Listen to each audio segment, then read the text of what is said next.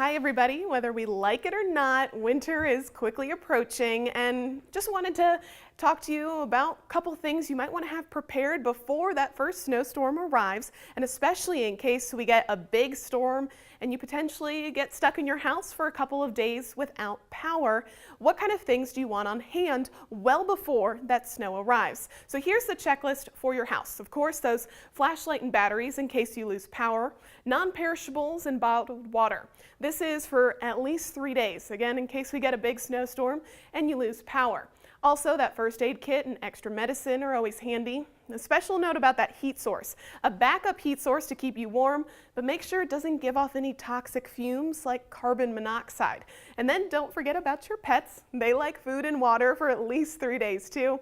And having a weather radio on hand, always good so that you can get those alerts as we go throughout the winter. Now, here's a staggering statistic. What you may not know is that half of all home heating fires occur in the winter months of December, January, and February. So do yourself a favor.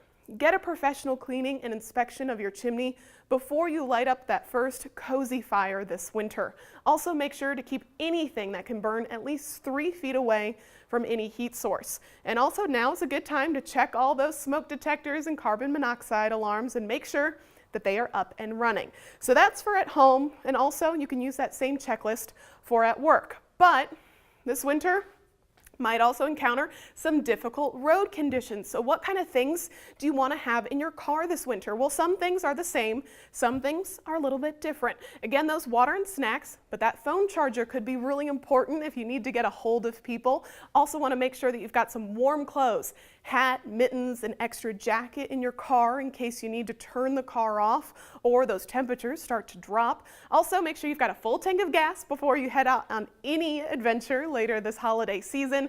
And then those jumper cables to get things started, and that ever handy snow scraper. Now, if you start to see that snow fall, or snow has recently fallen, or potentially even ice out on the roads, here's just a couple reminders for driving throughout the winter season. Reduce that speed and increase that following distance. Give yourself that extra space between those cars. Also, avoid making any sharp turns or sudden braking to hopefully keep you from going into a skid.